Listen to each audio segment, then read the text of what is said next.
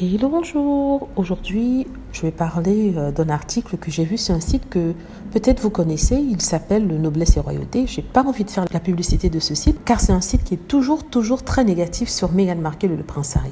La raison pour laquelle j'y vais, c'est pour défendre le couple contre les attaques de certaines personnes. Je ne vais pas dire femmes parce qu'il n'y a pas que des femmes, de certaines personnes sur ces sites-là.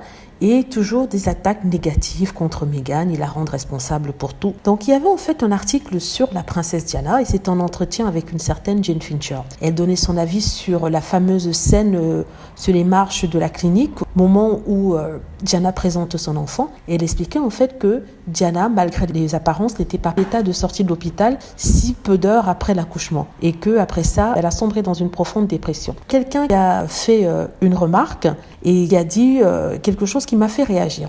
Cette personne a demandé pourquoi Diana avait continué à jouer le jeu et que pourquoi elle n'était pas partie, pourquoi elle n'avait pas choisi de partir, au lieu de mentir qu'elle était heureuse. Par rapport à ça, il y a une personne qui a réagi, elle s'appelle Lola Lavray. C'est en fait le commentaire qui m'a fait vraiment plaisir parce qu'il parle de Meghan Markle dans le contexte dans lequel elle a évolué et compare cela à Diana pour répondre à la question de cette femme qui demandait pourquoi Diana, à son si jeune âge, à 20 ans, n'avait pas claqué la porte et n'était pas partie. Voilà ce que le commentaire dit. Il dit « Harry et Meghan ont décidé d'arrêter de jouer le jeu et vous avez vu la pluie de haine qui leur a été envoyée. Vous imaginez ce qu'aurait été une Diana toute seule à son âge et tournant le dos à cette institution. Il lui aura fallu plus de 10 ans pour faire ce pas-là, mais malgré cela, ils ne l'ont pas laissé tranquille. Il y a toujours eu une démonisation de ceux qui vont contre le système. Ceux qui décident de dénoncer les travers d'un système, on les accuse de cracher dans la soupe et de médire.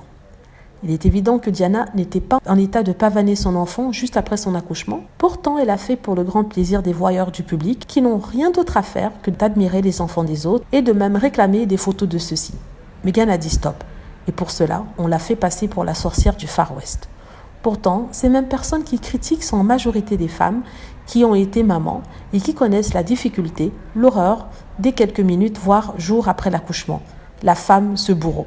Voilà, j'ai adoré ce message de cette certaine Lola qui a en fait résumé la situation par rapport au, on va dire, refus de Meghan d'apparaître sur les marches, même si elle dit qu'on lui a jamais demandé, mais c'est pour dire en fait qu'elle est maître de son destin et vu la façon dont on la traitait, pourquoi doit-elle montrer son enfant? Et c'est vrai, la famille royale ne lui a jamais dit de se mettre sur les marches et présenter son bébé. Tout ça pour dire en fait que Diana n'avait pas la force de se liguer contre toute la famille royale, tout le peuple anglais à son jeune âge de 20 ans. Il lui a fallu 10 ans de souffrance pour pouvoir en fait prendre son courage à deux mains, créer cette situation après son interview pour pousser à un divorce.